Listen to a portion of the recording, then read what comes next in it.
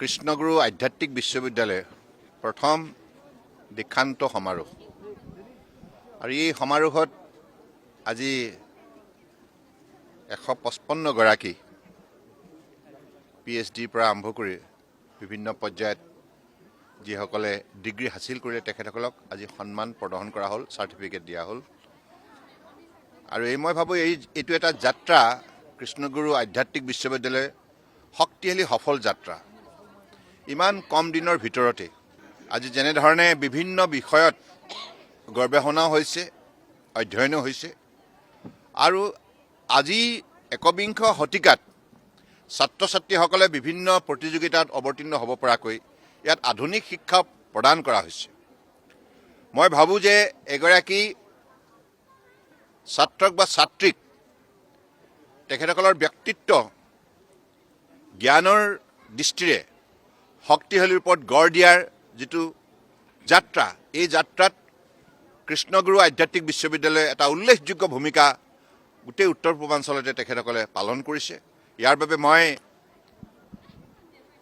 বিশ্ববিদ্যালয়ৰ উপাচাৰ্যৰ পৰা আৰম্ভ কৰি পৰিচালনা সমিতিৰ অধ্যক্ষা আৰু সকলোকে, ৰেজিষ্ট্ৰাৰ, ডাইৰেক্টৰ, শিক্ষক শিক্ষয়িত্ৰী সকলোকে মই অভিনন্দন জনাইছোঁ, ছাত্ৰ ছাত্ৰীসকলক অভিনন্দন জনাইছোঁ আৰু অভিভাৱকসকলকো অভিনন্দন জনাইছোঁ। সকলোৰে যৌথ প্ৰচেষ্টাত আজি এনেধৰণে কৃষ্ণগুৰু আধ্যাত্মিক বিশ্ববিদ্যালয় প্ৰাণ পাই উঠিছে। গুৰুজনাৰ আশীষ লৈ আজি এই বিশ্ববিদ্যালয়ে শিক্ষা ক্ষেত্ৰত এটা গুৰুত্বপূৰ্ণ যাত্ৰা সফলতাৰে আগুৱাই নিছে। আজি এই মুহূৰ্তত মই গুৰুজনালৈ কৌটি কৌটি প্ৰণিপাত যাচিছোঁ। গুৰুজনাই 1976 চনতে এই অঞ্চল বান বিধ্বস্ত অঞ্চলত অটব্য অৰণ্য আছিল। এনেধৰণৰ অঞ্চলত সেই সময়ত কৃষ্ণগুৰু সেৱাশ্ৰম প্ৰতিষ্ঠা কৰি এটা শক্তিশালী সভ্যতাৰ জন্ম দিছিল আৰু এই সভ্যতাই আজি পৃথিৱীক পোহৰ দিবলৈ সক্ষম হৈছে। জ্ঞানৰ পোহৰ, আধ্যাত্মিক চেতনা শক্তি প্ৰদান কৰিছে আৰু যাৰ ফলত লক্ষ লক্ষ লোকে এই সেৱাশ্ৰমৰ পৰাই তেখেতসকলে আধ্যাত্মিক শিক্ষা লাভ কৰি জীৱনটো শৃংখলাবদ্ধভাৱে আগুৱাই নিবলৈ সক্ষম হৈছে। গতিকে মই আজি এই মুহূৰ্তত গুৰুজনালৈ মই পুনৰবাৰ কৌটি কৌটি প্ৰণিপাত যাচিছোঁ, আশীষ বিচাৰিছোঁ। কাৰণ গুৰুজনাৰ আশীষ লৈও এই অভাজনে অসমৰ বুকুত, ভাৰতবৰ্ষৰ বুকুত জনসাধাৰণক সেৱা কৰাৰ মই যিটো সুযোগ লাভ কৰিছোঁ, তাৰ বাবে নিশ্চিতভাৱে সকলো সময়তে গুৰুৰ কৃপা লগত থকাৰ বাবে সেইটো সম্ভৱ হৈছে।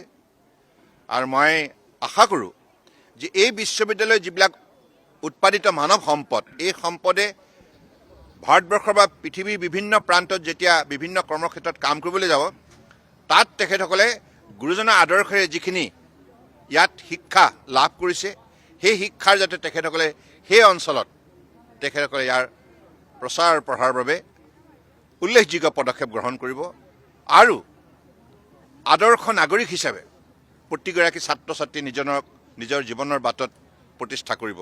গতিকে মই অভিনন্দন জনাইছোঁ আমাৰ পৰম পূজনীয় প্ৰেমানন্দ প্ৰভু ঈশ্বৰকো মই সেৱা জনাইছোঁ।